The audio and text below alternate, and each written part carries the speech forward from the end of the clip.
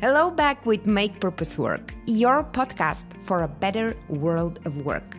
This is Tina and your mentoring series with different views on mentoring and examples of programs. I am celebrating this current episode with an adorable guest and a friend of mine, Gyri Reiersen, startup founder, AI specialist, yes, a woman in tech. She is a prominent member of the World Economics Forum Global Shapers in Munich and runs a mentoring program. Looking at Gyri's LinkedIn profile, you would quickly realize that she not only is a dreamer, moreover, that she is a doer. She has, for example, actively engaged in each of the communities she was part of. She organized and co-founded whatever was necessary to improve life or work of its members. In Munich, for example, where she graduated from the Center for Digital Technology and Management, CDTM, she co-founded the CDTM Climate Club, which put emphasis on sustainability throughout the organization of the prestigious honors degree and introduced process to measure impact and sustain it. As a Norwegian student abroad, she volunteered and represented the Association of Norwegian Students Abroad as a president in Germany. And during the pandemic, she co-founded MentorUp, a mentoring program which connects startups with experienced entrepreneurs in Germany. We initially met at a startup weekend a few years ago, when she had just arrived to Germany, already looking to expand her network, learn about entrepreneurship, but also work and understand the climate change.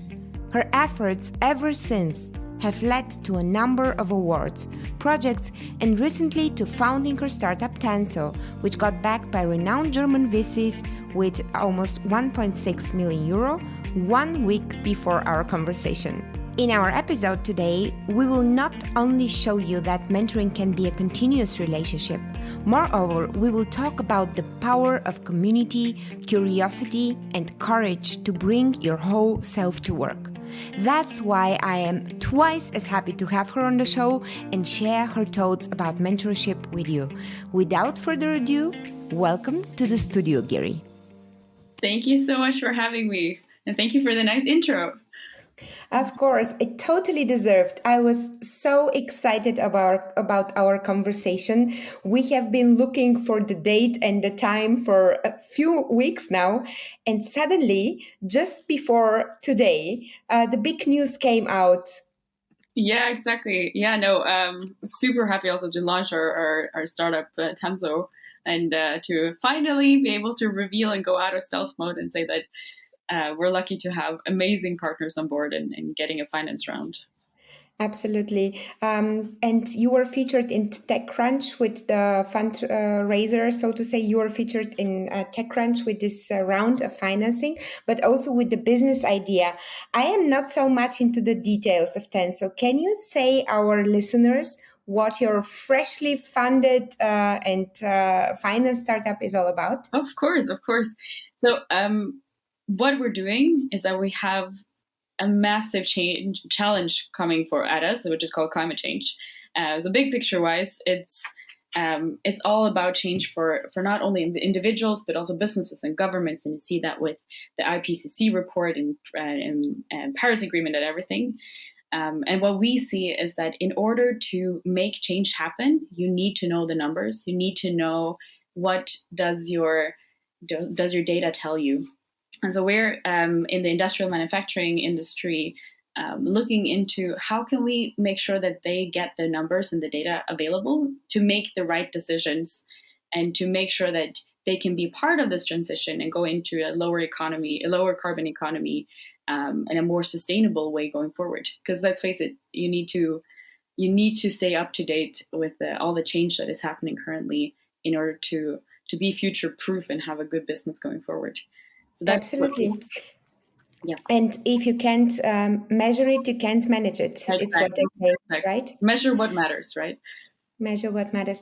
That's wonderful. And I'm so happy and excited for you. We initially wanted to talk about MentorUp, your own mentoring program. I hope we still do it because it's still the mentoring series of our podcast. But I have known you for a few years now and been from time to time part of your entrepreneurial journey. And I believe that mentoring might have been a factor in how this all developed and this wonderful news from last week. So I'd really like us to take a moment, and before we talk about mentoring and MentorUp and everything, just take a few minutes to introduce yourself and maybe also reflect on what role has learning from others played in your childhood or in your very, very early years before you ever thought about startups or all the other great things that you're engaged with today? Yeah, of course. Maybe from all the beginning of time, or the beginning of me at least. I am originally Norwegian, meaning that I grew up on a farm, very remote farm in the north of Norway, amongst fjords and mountains, and completely out of the bigger world, like outside of my scope. And when I finished high school, I knew I was good at math. So I knew I was good at like the sciences, and even though my parents have like a farmer background, I was thinking, engineer would be cool, right? And decided to go that path. And just because of small nudges, of small influences from people that I met and people, random people who just made me see the bigger world outside, I decided at 18 to do my studies abroad. And I went to France to do my bachelor's there, and later came to Munich. And it's interesting to see, or I question sometimes, would I ever have done that if I hadn't made small steps along the way and been exposed to people who tell me what they do and show me the world in terms of what is outside of my bubble, what is outside of my field of perception. There's a nice quote that I really love, which is from Trevor Noah, if you've heard about him. It's the Daily Show, a comedian from he's originally from South Africa and grew up in the, how do you call it, the ghetto in South Africa. And his mom told him, and because she wanted him to see a bit of the bigger world, and she told him, you can only dream about what you can imagine. Mm-hmm. So you can't have bigger dreams than what you can imagine and what your imagination allows you to have. And for me, that was also true. Like the biggest thing I could imagine to be is that if I work freaking hard, and if I come out with a master's or come back home to Norway with a master's, I might get a job at the biggest oil company in Norway, because that's where engineers work. That was my biggest, biggest ambition.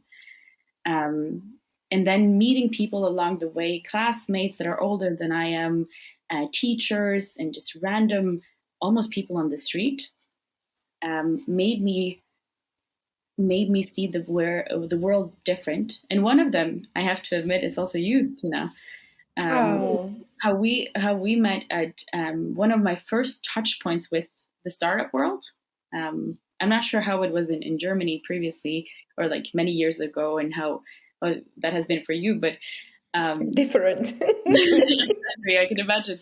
But the perception of startups or founders, when I grew up, except for okay, that's a digression, but I'll take that afterwards. But the perception was not necessarily good. You're more a risk taker, you're also this almost selfishness. I think that was the perception previously, that you do this for finance. You want to get rich. That's why you do it. And now I think also with my background of having parents who are farmers and really entrepreneurs, it's all about how to creatively find out ways to make revenue, how to make ends meet, but in a good way, being creative about it. So I think I have a good background, but never had the touch point of startup world, and almost coming into it with this, these are just people who are a bit crazy.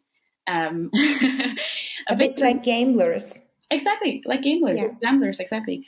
And then meeting you at the Startup Weekend several years ago, having the first hackathon, I think I was thinking a bit like, yeah, YOLO, let's try out this thing for a weekend, and seeing how purposefully you approach, a business model and a problem and saying, what is really the target group? Who are we helping here? And empathize with the people you're trying to help.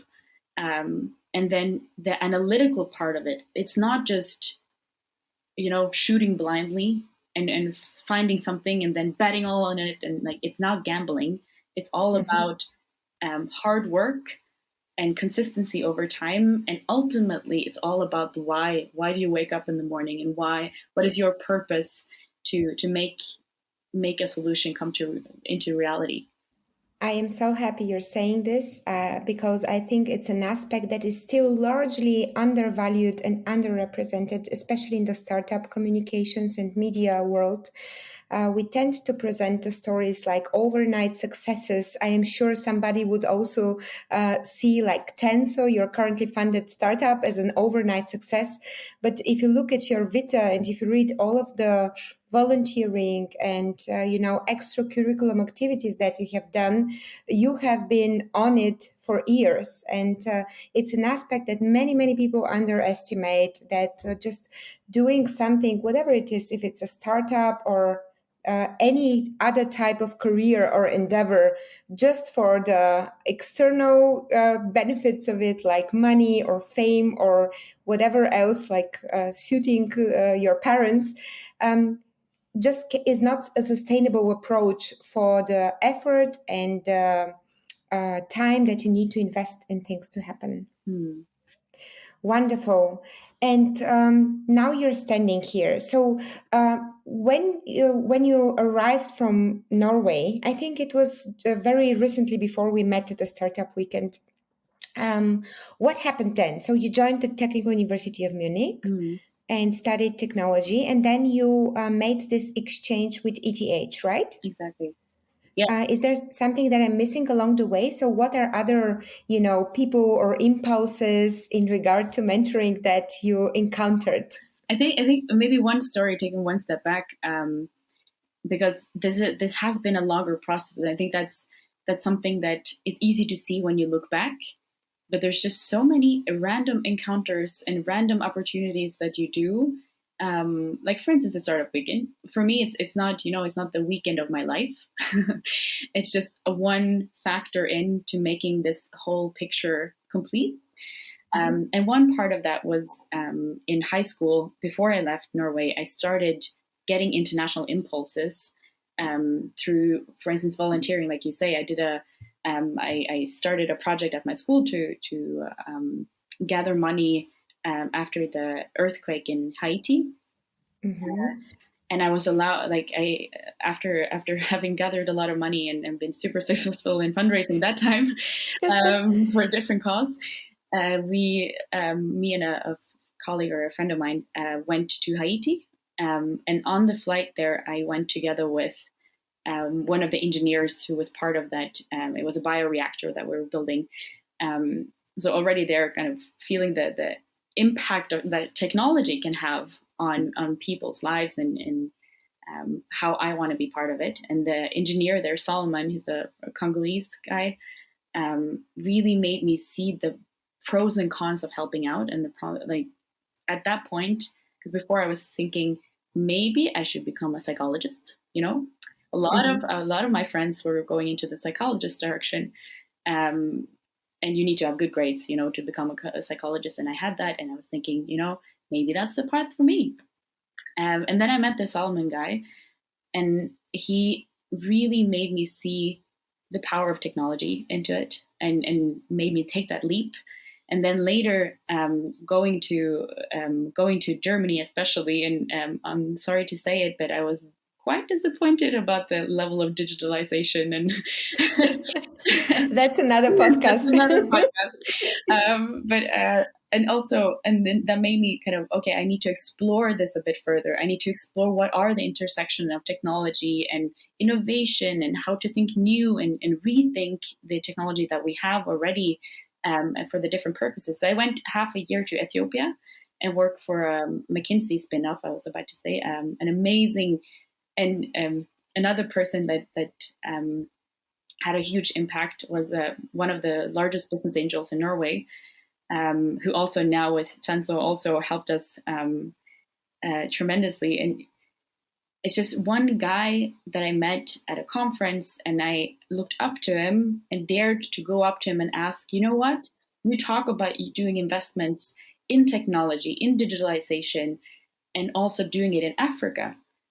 Do you know of anything, like any place, anyone who would need someone for an internship for 6 months between my bachelor's and my master's? And he was like, spot on. Yes, I need someone. And let me put you in contact with this and this person. And he made it happen. Excellent. And all these people, like the Solomon, the engineer, and Tron, the business angel, kind of helping me or giving me opportunities that I wouldn't have gotten otherwise to see the world a bit differently and to learn more about the bigger picture of the world.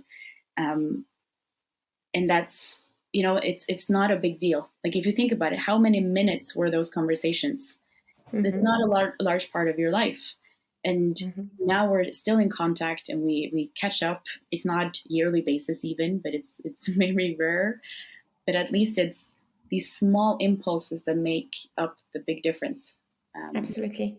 And I love what you're showing here, that mentoring is a lot about building network, but what actually is a good network is the purposeful exchange that you have with one person.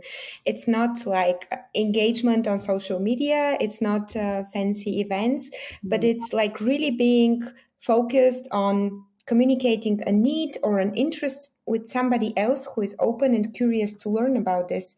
And if one of the greatest values of mentoring is to open new horizons, one of the greatest benefits of is to create opportunities for the future, I believe, because great network is built over decades, over years, exactly as you tell us in the story of your personal becoming.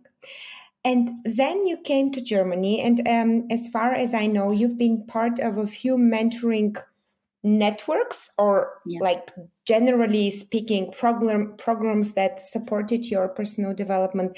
The one I know about is the Femtech network. Do you have any others that you want to mention,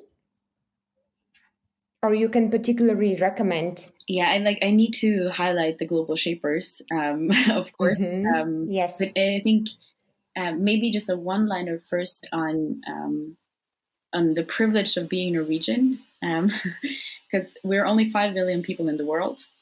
And that means that when you meet someone abroad that is also Norwegian, you have already quite a tightly knit network. And so I've been for many, many years active in the Association for Norwegian Students Abroad. And it's super interesting to see how you can have complete strangers being super close from an early moment, just because you have something in common, and that there is a fundament of trust in there.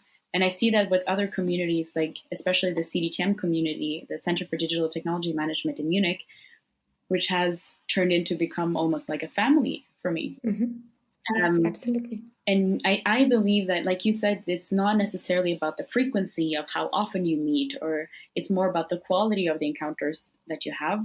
And that building that network building relations can go really quick.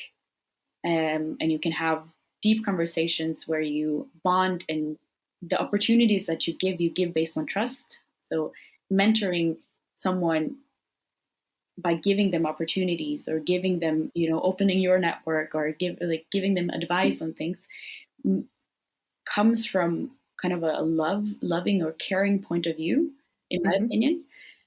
Or should come, at least, or at least from a giving, point of view, not by taking. But it's something about, you have the best interest of the other person in heart, right? It's not about I'm giving just, you can, if you look at it as financial, like as a metaphor for it, if you have a lot of money and just throw it out, is it really giving with care, or is it actually money what the receiver needs?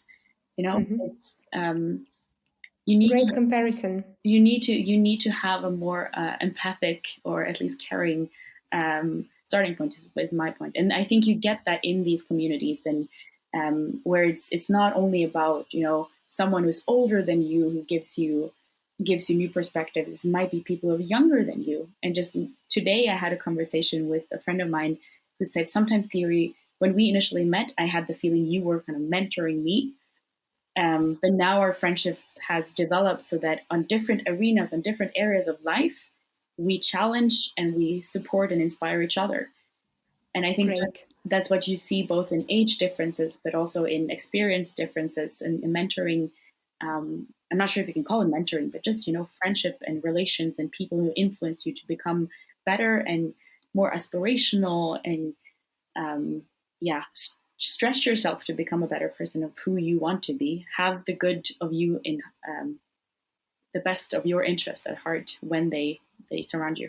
It's all about unconditional love. It's very, very, very cliche, unfortunately. That would have been a perfect closing note, but I want to talk with you about the mentoring program that you have developed for Global Shapers, where we have encountered again each other. So thank you very much for this impulse. I totally resonate with it. And I think that built with this caring aspect, we can actually overcome the burden of words as labels for things that people can understand differently, like mentoring, for example, which can be so many things if you ask people.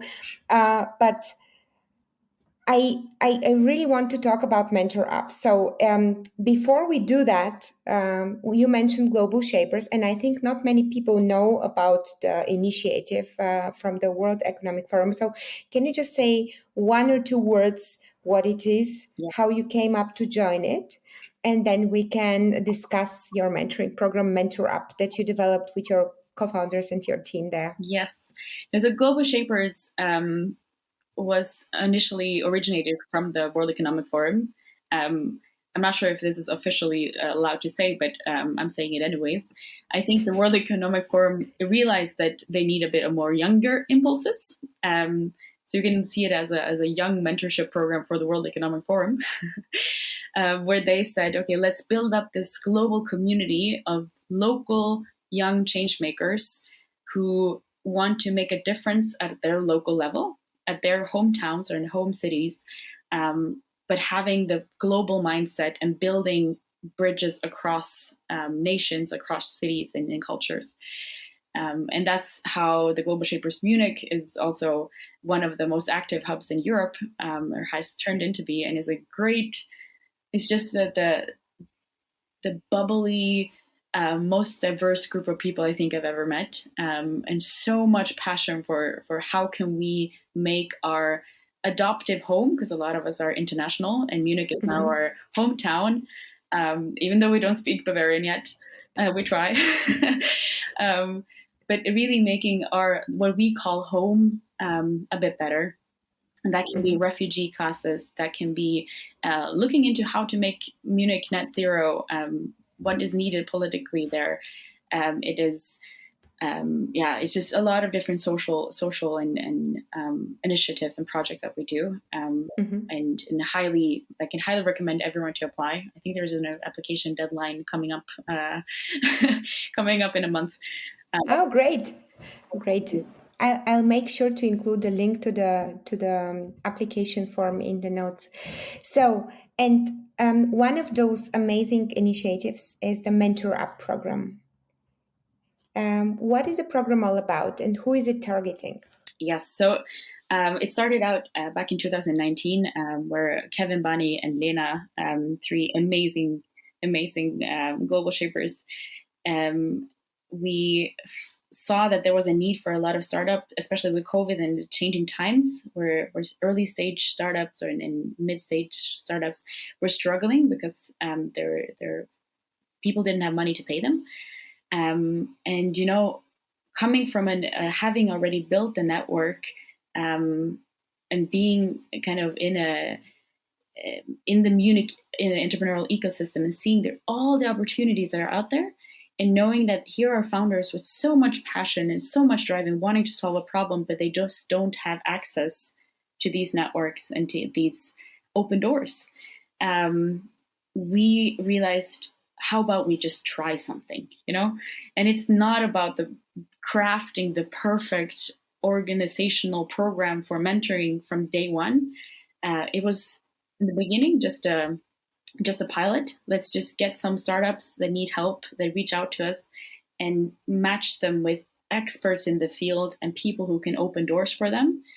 And now it has developed into this program where it's very targeted to the SDGs, so the Sustainable Development Goals, on the topic of health, environment, and education, and how founders that want to make a positive social impact, how they can get the open doors. Underprivileged and underprivileged founders who don't have access to these resources can get to the open doors and get funding, get just help and role models from others who have been in the same position, and really get good mentorship. So that's how it has, I was about to say, turned into, and now it's rolling in. And of course, there's still a lot of elements with it that we want to improve. But currently, we get a lot of positive feedback from the startups and the mentors. So yeah, all mentors out there, happy to welcome you. Absolutely. This is one of the mission of our podcast is to wake up the interest of more mentors to apply to the hundreds of different programs, because they are all super necessary, because they are creating change locally. And I think maybe it's not allowed to say, but I can assume that this was exactly the reason for the Global Shapers initiative at the World Economic Forum. Today, it's not enough to be creating great vision and to be talking strategy, on a shiny, great conference with the one per mile of the intellectuals in this world. To really create change, we need people who take the local challenges at the time, and for the people that have them, like you have, for young, underrepresented, underprivileged founders during Corona, which might not be as big and as interesting for a huge organization, but totally need to be changed if we want to change the economy as a whole. And mentoring can play a critical role for this. So, MentorUp, how many times have you guys already taken place? So I was at 2 events. Have you had more batches than this? So we've had in total 3 batches. 3 batches, yes. And we're opening the applications for the 4th one. For the 4th coming one up. coming up. Okay, great. This sounds excellent. It's still a work in progress. And I think that's what I love about all the initiatives and all the everything that you do doesn't need to be perfect the first time out, right?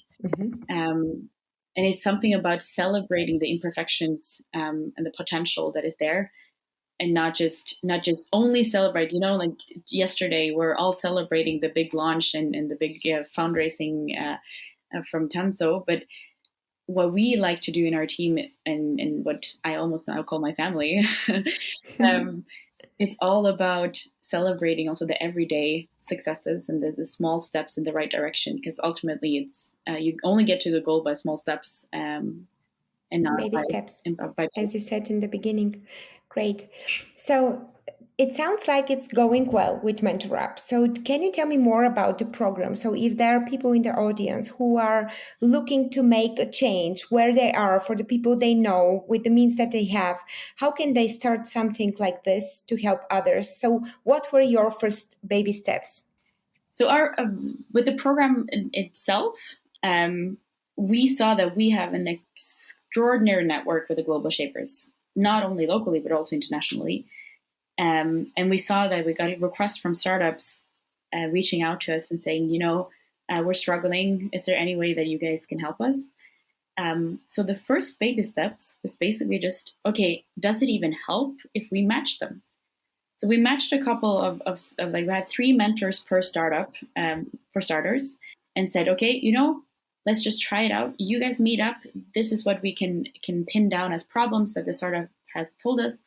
And it was very manual. It was all about emails, sending them back and forth. And it's not really like a highly smoothly streamlined organization at all. And then figuring out, like fine-tuning it, finding out that, mentors makes more sense if they have several encounters with the startup to kind of give feedback and not only have like 3 mentors who spend half of their time just understanding what the startup is doing from the beginning, for starters, and then give them advice and help them. but maybe have more encounters. Maybe it's better to build up a community of the startups that have similar issues. Set up a Slack community where everyone can share their concerns, or everything from legal. Does anybody have a tax advisor they would recommend? Or how do you do it with actually making a GmbH at the notar? And yeah, taking it from there. And now with the main core part is still the mentoring. So it's all about putting a lot of effort and our heart and soul and reaching out to our personal contacts to get the best mentors to fit with the startups, and how we see what this startup also is communicating to us, what we can really help with. And then we're building on top of that kind of core fundament mentoring. We're building on top of that community of like-minded, engaged people wanting to do everything from making processes for knees to saving forestry by using drones, and educating people about history through an app and museums that are free of charge for everyone. And it's such a complex issue to build a business for startup owners. It's not an easy thing. And even like if you're a specialist at one thing, there's still just thousands and thousands and thousands of things you need to do. And having someone who have your back, I think, is super important in this. And having someone to reach out to that can just confirm worries that you have and say, you know what, that is totally okay that you have these worries. That's I think what we aim to do with the MentorUp program, and why startups should get as many inputs as possible from people. And this I mean genuinely. I don't think MentorUp is a one fit solution for, this is all you need. All you need is MentorUp. That is not true. I think. Oh, you need this MentorUp. It sounds like a song. No, but I completely agree. So we like saying that you don't need a mentor. You need dozens of mentors every day, especially if you're in a fast-paced environment like the project of building a company, but also in corporate context today, or in the world of work. Any aspect of it is changing so fast that you actually need to have thousands of experts at your fingertips in order to, progress. That's great. So from the learning so far, what would you say makes a mentoring program great? What are you now for the fourth batch? What have you learned? What have you deleted? What are you doubling down on? Maybe first, what we see works is to have personal connections. Surprisingly, like it's good to have someone coming in as a consultant almost, like giving you the right answer. But that is not the most valuable mentoring sessions. It's really about like the more you give, the more you get out of it. And I think you say that a lot.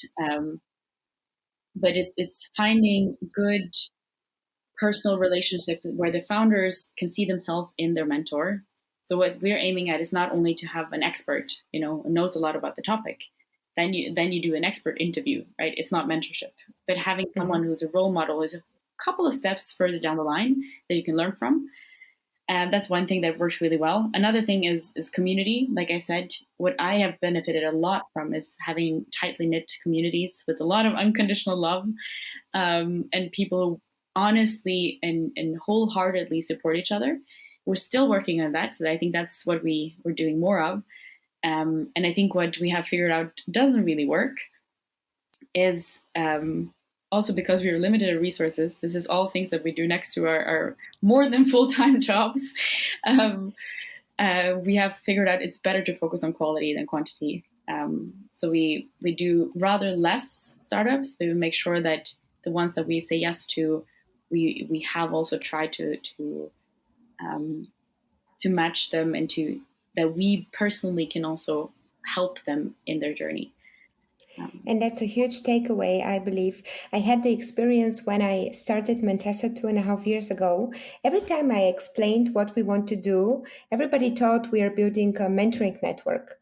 And I was like, no, we are not. We don't want to become a mentoring network with thousands of mentors and mentees, because then this community aspect, which is so important, just disappears.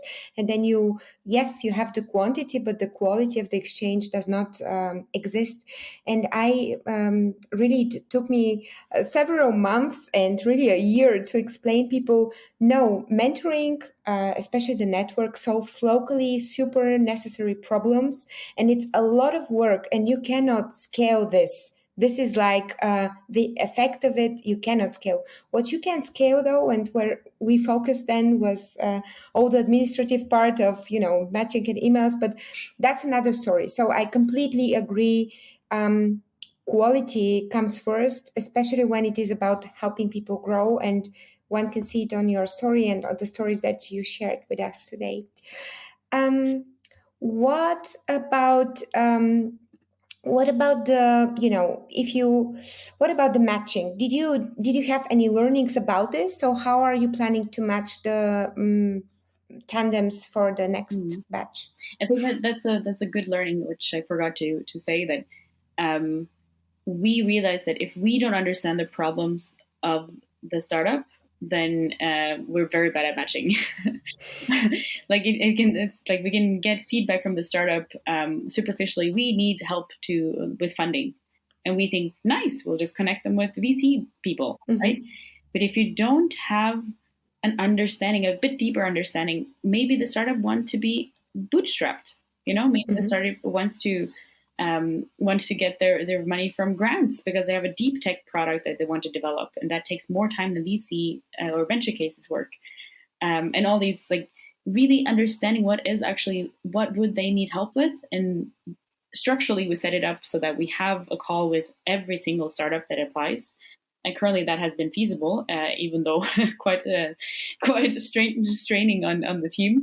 But what don't we do to get our startups the good matches that they deserve? So we've had a deep conversation with every startup, trying to understand what actually would they like to need help with, where they're stuck in their process. And then we have a joint session, both internally in the team, but also together with the larger Global Shapers group in Munich, where we state, these are the personas, or these are the people that we think might believe. Do we know someone in our network? Do we know someone who might know someone? And of course, often we have someone we know personally, some mentors of mine that I kind of share with the startups, or it's just random people at LinkedIn when we say, you know what, you were the dream candidate for our startup to be a mentor. What do you think? And you'd be surprised how many positive answers we get. And people like, this is the nicest message I've gotten in ages. Of course, I want to join this program. And they go wholeheartedly into it. So for us, getting at least the most important information, and then, trying to find a persona that fits, and then daring to ask in the bigger network, is there anyone who would fit this?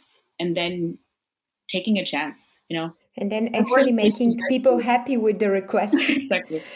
So why is this? Why do people love engaging as mentors? I have always been perplexed by the amount of people who are ready out there to help others, especially the ones that you would never think of that they would have the time or the resources or the interest, because they're actually super successful. So why do you think is that we human beings still want to share? That's a very good question.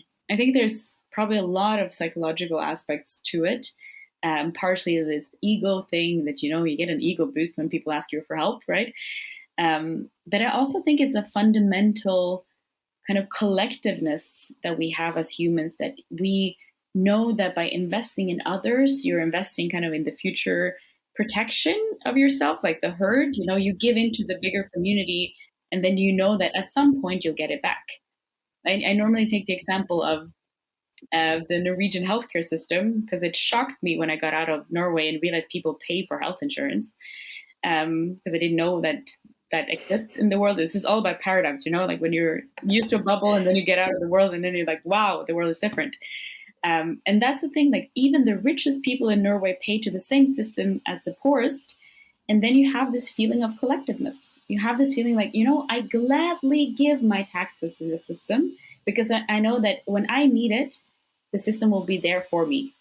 And it's the same with communities. I see that you have even the people who are the most privileged, the smartest, the most business people, they feel like if I give into this community or system, I know that somehow I will get it back with the support that will provide me when I need it. Mm-hmm.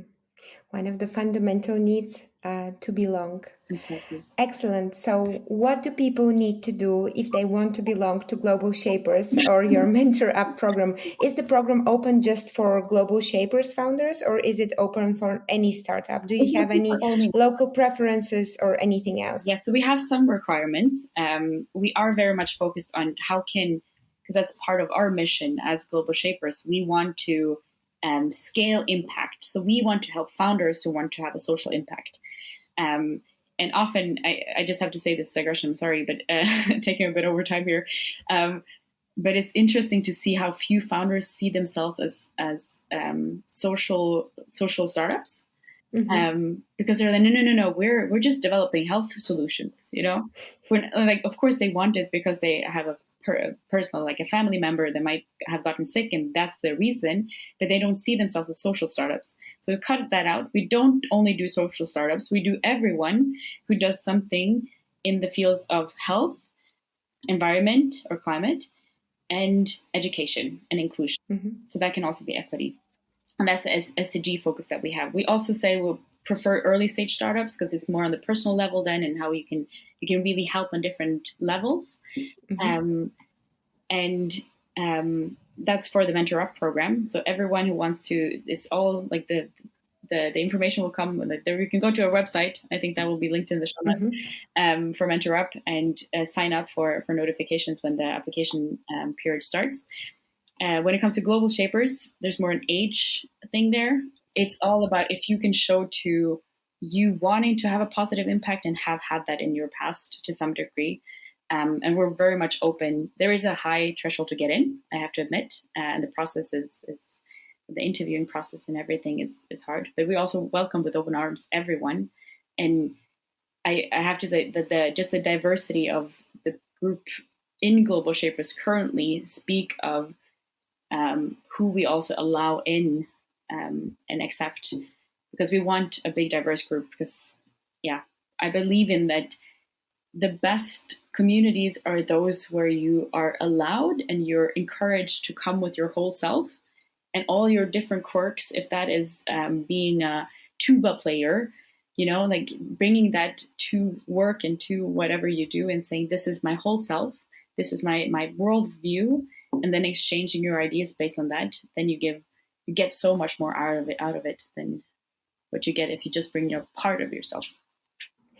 That's great. Sounds awesome. And I am putting all of this in the show notes. So everyone who wants to bring their whole self to the Global Shapers community and support their amazing activities, or get into the MentorUp program and be matched with successful entrepreneurs, make them happy by getting them a chance to share their experiences.